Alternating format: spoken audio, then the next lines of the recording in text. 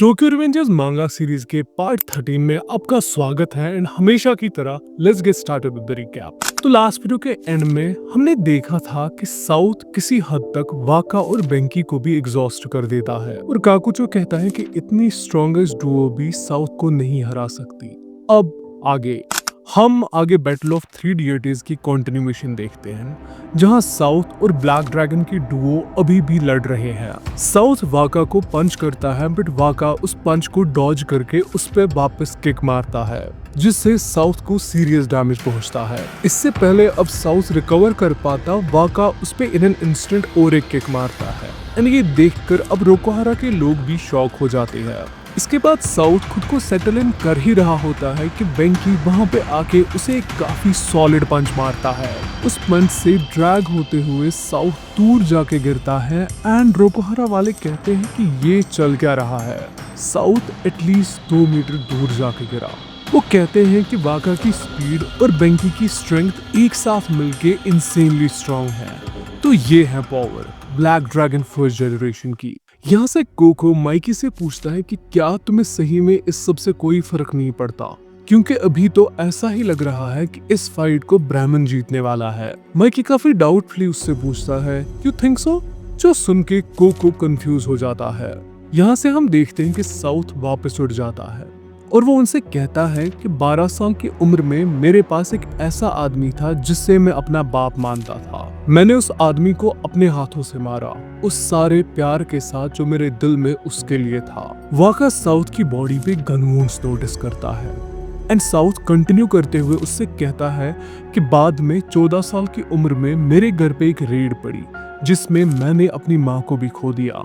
इन scars के साथ मैं जिंदगी और मौत के बीच लड़ रहा था। वो क्रीपी हिसाब से हंसने लगता है और वो कहता है कि उस सब के बावजूद मैं इस अर्ज को नहीं रोक सकता। ताकमिची इस सब के बारे में सोच ही रहा होता है कि साउथ ने क्या बोला और माइकी यहाँ से कहता है डार्क इम्पल्सेस। साउथ काफी एरोगेंटली वाका और बेंकी से कहता है कि तुमने सोच भी कैसे लिया कि तुम जैसे लोग मुझे हरा सकते हैं। वो बेंकी को एक काफी स्ट्रॉन्ग पंच करता है और वो उससे कहता है कि इस सब से मेरी वायलेंट अर्जेस और भी स्ट्रॉन्ग हो रही है। वो इसके बाद वाका और बेंकी दोनों को डोमिनेट करके उन्हें मारने लगता है और पागलों की तरह चिल्लाता है and stronger and stronger and stronger. देखते ही देखते वाका और बेंकी दोनों ग्राउंड पे गिर जाते हैं और साउथ उनसे कहता है कि मेरी इन्हीं अर्जेस की वजह से मुझे वायलेंस से प्यार हो गया है। सरप्राइजिंगली वो माइकी से कहता है कि मैं जानता हूँ कि बस तुम ही मुझे समझ सकते हो। यहाँ से ताकियोमी और ताकेमिची शॉक में है कि लेजेंडरी डुओ हार चुकी है, बट इसी के साथ वहाँ पे सेंजू आ जाती है और वो ग्राउंड पे पड़े वाका से कहती है कि सॉरी बट मैं अब और देर तक ये सब ऐसे ही नहीं देख सकती। सेंजू साउथ से कहती है कि अब मैं तुम्हारे साथ खुद डील करूंगी, जो सुन के साउथ ऑब्वियसली एक्साइटेड हो जाता है। यहाँ से हम काकुचो को देखते हैं जिसने माइकी के सामने वाले सभी गैंग मेंबर्स को हरा दिया है। वो माइकी से कहता है कि फाइनली मैं तुम्हारे पास पहुंच गया। काकुचो माइकी से कहता है कि ऐसे एक फाइट को साइड में बैठ के स्पेक्टेट करना इजंट लाइक यू। माइकी बस कोल्डली उसे रिप्लाई करता है कि हाँ, मैंने सोचा था कि मैं बस इस फाइट को साइड में बैठ के देखूंगा, बट फिर तुम यहाँ आ गए काकुचो। काकुचो माइकी से कहता है कि मैं हमेशा से ही तुम्हारे साथ फाइट करना चाहता था।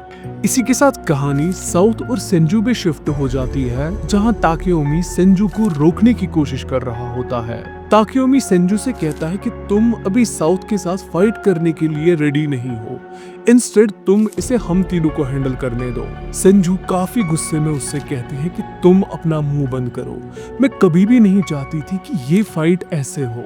बट अब इस पॉइंट पे ब्राह्मण लिटरली खत्म होने वाला है और इसी के साथ वो साउथ पे अटैक करने जाती है, लेकिन साउथ सेंजू को लिटरली एक ही पंच में दूर जाके फेंकता है, जो देख के ताकेयोमी और ताकेमिची दोनों पैनिक हो जाते हैं। After that Senju finally ground की हेल्प से खुद को स्टेबल करती है। ये देख के ताकेयोमी फिर से सेंजू को रोकने की कोशिश करता है, ये कह के कि वो वाका और बेंकी को अंडर एस्टिमेट कर रही है। ताकेयोमी एंड में ताकेमिची से सीधे बोल देता है कि सेंजू ये फाइट नहीं जीत सकती। ताकेमिची ये सुन के शॉक हो जाता है और वो उससे पूछता है कि इसका क्या मतलब है।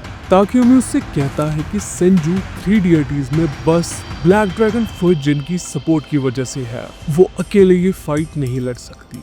जो सुन के अब ताकेमिची पैनिक हो जाता है। ताकेयोमी सेंजू से कहता है कि मैं गलत था, लेकिन अब तुम्हें भी वही सेम गलती नहीं करनी चाहिए। मैंने जो भी किया गुस्से में किया, प्लीज तुम अभी इस फाइट से निकल जाओ। सेंजू अपनी आंखों को बंद कर देती है और यहाँ से साउथ उसे पंच करने के लिए आता है। सेंजू जब अपनी आंखें खोलती है तो we see a different fire in them and वो कहती है कि मैं कब से अपने पोटेंशियल को अवॉइड करने लगी।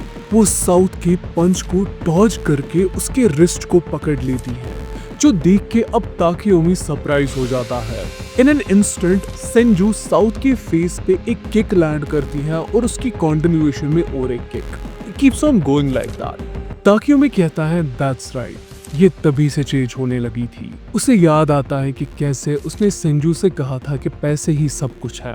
जब सेंजू को लगा कि ताकेयोमी स्ट्रेंथ से ज्यादा पैसों को प्रायोरिटाइज करता है, तो उसे ये चीज रियलाइज हुई कि उसकी स्ट्रेंथ ताकेयोमी को एक गलत रास्ते पे ले सकती है। सेंजू के किक से डैमेज लेने के बाद साउथ ग्राउंड पे गिर जाता है and now Takemichi is losing his mind कि ये हो क्या रहा है। सेंजू ताकेयोमी से कहती है कि ब्राह्मण की बॉस मैं हूँ एंड इसी के साथ कहानी ताकेयोमी के पास्ट में शिफ्ट हो जाती है। ताकेयोमी कहता है कि एक टाइम पे ब्लैक ड्रैगन पूरे नेशन पे रूल करती थी एंड मैं उसका वॉइस कैप्टन था। मुझसे सब डरते थे क्योंकि जो भी मैं डिसीजन लेता था उससे एक कॉन्फ्लिक्ट का एंड डिटरमिन होता था। I was called the God of war, but मैं उस चीज का क्रेडिट नहीं ले सकता। हम देखते हैं कि ताकेयोमी शिनिचिरो को मेटल बॉल फ्रेम के ऊपर देख के फैसिनेट होता है एंड उसे लगता ही नहीं कि वो भी वहां पे चढ़ सकता है। ताकेयोमी कहता है कि मैं हमेशा से ही एक ऑर्डिनरी बच्चा रहा हूँ,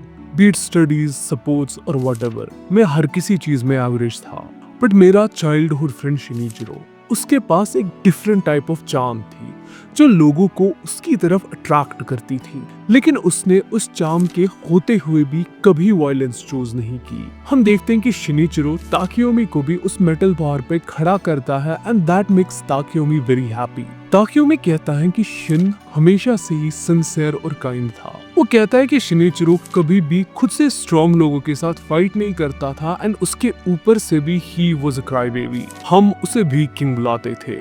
इवन जो लोग उससे फाइट करते थे एंड में वो भी उसे पसंद करने लग जाते थे। हम वाका और बेंकी को शिन के साथ मजाक करता हुआ देखते हैं, जहाँ एक उसे फाइट हारने पे चढ़ा रहा होता है और दूसरा प्यार हारने पे। ताकेयोमी कहता है कि वाका और बेंकी दोनों शिन में इंटरेस्टेड हो गए एंड मैं तो हमेशा से ही उसकी साइड में ही होता था। शिनिचिरो उनसे कहता है कि हम एक टीम बनाएंगे एंड वो ताकेयोमी से कहता है कि तुम उस टीम के वाइस प्रेसिडेंट बनोगे। ताकेयोमी को पहले इस बात पे तो यकीन ही नहीं होता एंड वो कहता है कि इसी के साथ मैं जापान की सबसे बड़ी गैंग का वाइस प्रेसिडेंट बन गया। हम देखते हैं कि ताकेयोमी के सामने बहुत सारे लोग गॉड ऑफ वॉर चिल्ला रहे होते हैं। वो कहता है कि उन सब की प्रेजेस के बीच में मैं एरोगेंट बन गया। फिर जब उसे शिनिचिरो बोलता है कि मैं ब्लैक ड्रैगन को डिसबैंड करूंगा, वो उससे पूछता है कि तुम ऐसा क्यों करोगे, जिसके आंसर में शिनिचिरो उससे कहता है कि अब इस पूरी कंट्री में हमसे कोई बेटर नहीं है।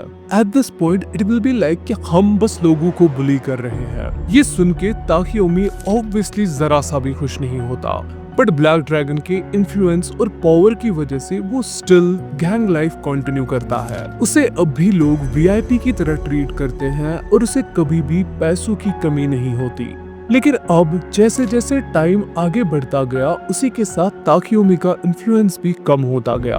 आखिरकार 5 साल बाद वो सारा इन्फ्लुएंस एग्जॉस्ट हो जाता है और ताकेयोमी के पास अगर कुछ बचता है तो दैट्स ओनली डेथ्स। ताकेयोमी को अब अपनी जान के लिए डर लगने लगता है और इसी बीच शिनिचिरो की भी डेथ हो जाती है, बट वो इन्हीं लाइफ क्राइसिस के बीच फंसा हुआ रह जाता है। इसी के साथ कहानी 5 साल से टाइम स्किप करती है और ताकेयोमी सेंजू के जिम में पहुंच जाता है, जहां उसे सेंजू कहती है कि मैं इनविंसिबल माइकी के साथ फाइट करना चाहती हूँ, इसीलिए मैं एक अपनी टीम बनाऊंगी।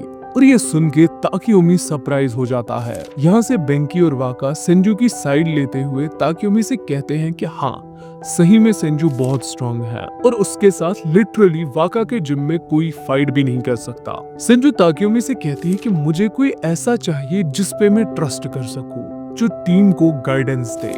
Will you fill that role big bro? Takeomi कहता है कि मेरे पास ना ही पैसे थे और ना पावर, लेकिन उन्होंने मुझे वैसे ही एक्सेप्ट किया। इन रिटर्न मैंने अपना सब कुछ उन्हें देने की कसम ले ली। कहानी अभी प्रेजेंट में ट्रांजिशन करती है, जहां ताकियोमी अपनी नीज पे गिर के सेंजू से कहता है कि तुम खुद को होल्ड बैक कर रही थी, है ना? ये सब मेरी गलती है। I lost all my faith in you. Takeomi रोने लग जाता है और वो सेंजू से कहता है कि मैंने ब्राह्मण के प्रिंसिपल्स को फेल कर दिया। मैंने तुम्हारा भरोसा भी उसी दिन से खो दिया था जब से ड्रैगन गैंग में आया था। लेकिन सेंजू उसे कहती है कि you have got it all wrong. ये सब में से कुछ भी तुम्हारी गलती नहीं है, क्योंकि ये सब मेरी रिस्पॉन्सिबिलिटी थी। मैं ही तुम्हें रोक नहीं पाई और मैं ही ड्रैगन की डेथ के लिए भी रिस्पॉन्सिबल हूँ। एज अ ब्राह्मण लीडर मैं एक डिसअपॉइंटमेंट हूँ, बट अब मैं बस एक ही चीज कर सकती हूँ और वो है साउथ को डिफीट करना।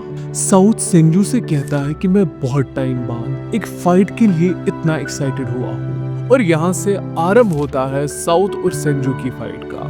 एंड यहीं पे आज का एपिसोड एंड हो जाता है। कमेंट्स में मुझे जरूर बताना कि तुम्हें ये वीडियो कैसा लगा, and make sure to like the video and subscribe the channel. Well, that's it for today guys. I'll see you in the next one. Till then, stay cultured. Bye bye. Sayonara.